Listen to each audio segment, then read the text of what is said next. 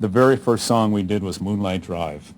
The very first song Jim Morrison sang to me on the beach was Moonlight Drive. That's how the Doors got started. After we graduated from UCLA, Jim was going off to New York. I was going to stay in Los Angeles. And about 40 days after graduation, biblically, 40 days and 40 nights, Jim Morrison came down from a rooftop, came down from the mountain, came down off of Dennis Jacobs, a friend of ours, rooftop where he was living, and came walking across the beach. And about a half mile from where he first started walking is where I was sitting on the beach, and the two of us came together. And he kind of closed his eyes and he began to sing, and he said, "This one's called Moonlight Drive." And when he sang those lyrics, "Let's swim to the moon, let's climb through the tide, penetrate the evening that the city sleeps to hide," I said, "That's it, man, that's, whoa." We had a lot of fun in the recording studio. Jim Morrison had a lot of fun in the recording studio. However, there was work to be done. You have to record the song. You can't have all that fun. You can't have too much fun. You have to play the tunes. Come on, and Paul would be there, and Bruce Botnick, our engineer, the two of them, Rothschild and Botnick, were always on us. "Come on, you guys, get into line here. Let's get a take. Come on, let's get a take." And we worked our butts off. The Doors at the Whisky A Go-Go, right up the street from where we are here. Our very first week was them. Van Morrison and Jim Morrison on stage at the same time at the Whisky A Go-Go. And I don't want to tell you how much it cost. It cost nothing. It was a couple of bucks to get in and one drink, and you could watch Van Morrison with them, Jim Morrison and the Doors. And the very last night we jammed together. We did Gloria. The Morrison boys were singing Gloria, man. I'll never forget it. There's something about the Doors' music and Jim Morrison, obviously, that I think represents to younger people and each new generation coming up. I think the Doors represent a sense of freedom. Freedom from the constraints of your religion, your schooling, your politics, perhaps even your family. Freedom to be your own human being. So I think it's a combination of the search for inner reality, the search for inner truth, but just a sense of being free.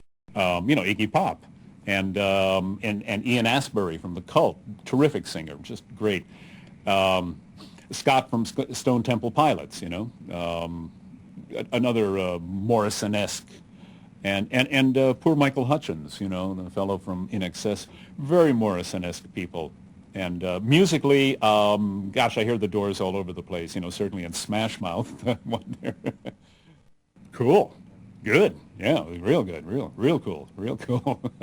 Got that rhythm, it's like, we rehearsed one or two times in a sound check sort of rehearsal, and, it's like, light my fire, 1, 2, 1, 2, 3, bam, din, din, din, din. We were right into it. It's like riding a bicycle, it's like swimming or riding a bicycle. Playing Doors songs is great.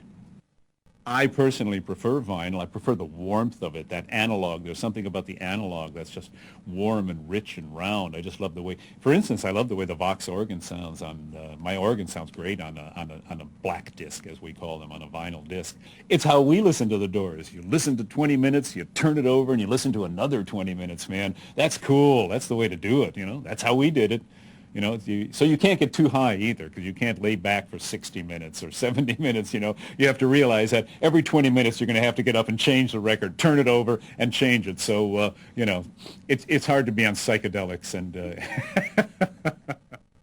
we have the Doors website, www.thedoors.com. One word, thedoors.com. So you can find all kinds of Doors information. Yeah, I'm on the internet. I think, I think music on the internet is fine. I love the fact that you can sample records and sample CDs. I think that's great. Yes, right. Kruder and Dorfmeister, one of my favorite remixers or, trance, acid jazz kind of guys. I've got some CDs of theirs that I bought 3, 4, 5 years ago. I love them. I think they're great because they're into a kind of a darker, moody kind of thing. And Riders on the Storm is an absolutely perfect thing for them to remix.